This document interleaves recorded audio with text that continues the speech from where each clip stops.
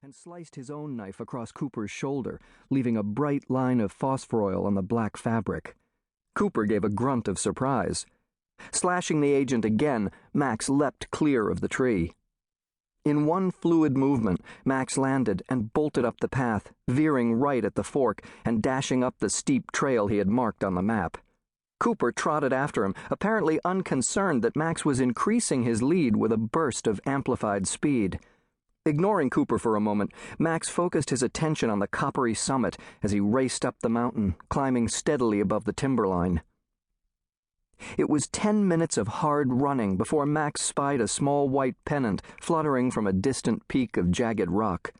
He fixed its position in his memory and grinned in spite of himself. Another 10 minutes at this pace, and he would be victorious.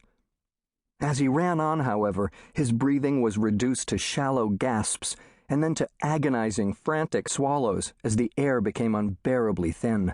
A quick glance behind revealed that Cooper had closed to 100 yards and was running as evenly as ever. Max spat on the path and increased his pace, coughing as he climbed. The pennant was tantalizingly close, but the pain and dizziness became overwhelming. Tiny motes of light swam before Max's eyes. His mouth felt as if it were full of hot sand. Stumbling over a rock, he spilled onto the ground, scraping his knee and dropping his knife. He scrambled to his feet just as the blurred shape came into view. Cooper stood 10 feet away, his sturdy black boot planted squarely on the hilt of Max's knife. The agent's eyes were locked on Max.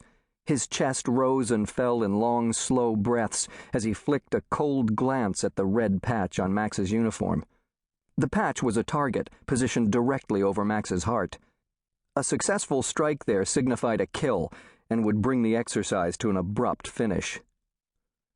"Do you submit?" came Cooper's clipped Cockney accent. Max paused a moment, crouched in a defensive posture, while he considered Cooper's offer. The very instant Max made his decision, the agent reacted so swiftly it was as though he had read Max's mind. Before Max had even moved, Cooper flicked his wrist and sent the thin black knife darting toward the patch on Max's chest. The knife's flight was straight, swift, and unerring. In a blur, Max batted the weapon aside, registering a sting of pain as its blunted edge sliced his palm. Leaping forward, Max caught Cooper with a sharp kick to the knee that forced the tall man backward.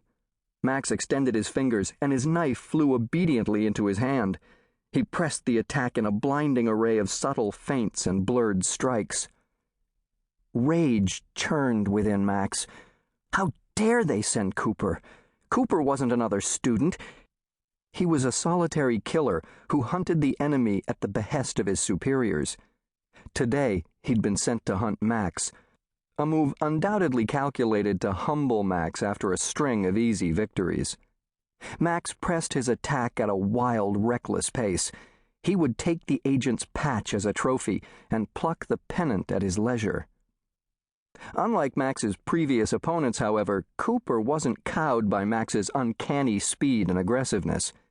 The agent had overcome his initial surprise and recovered his knife.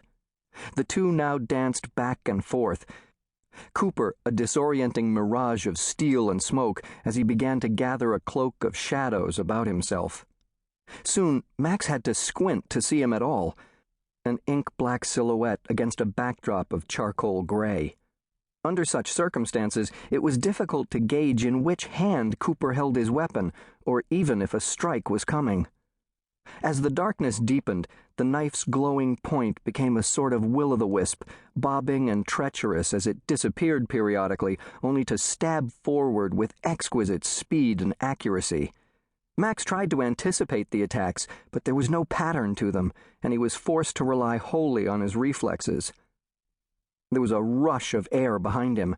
Max parried the thrust, seeking to catch the slim blade in his guard, but Cooper retreated, and Max's counterattack met empty air. He seethed. Again came the knife, 3 stabs faster than a boxer's jab at Max's chest. Max knocked Cooper's hand aside and managed a pair of desperate slashes before the agent slipped beyond his reach.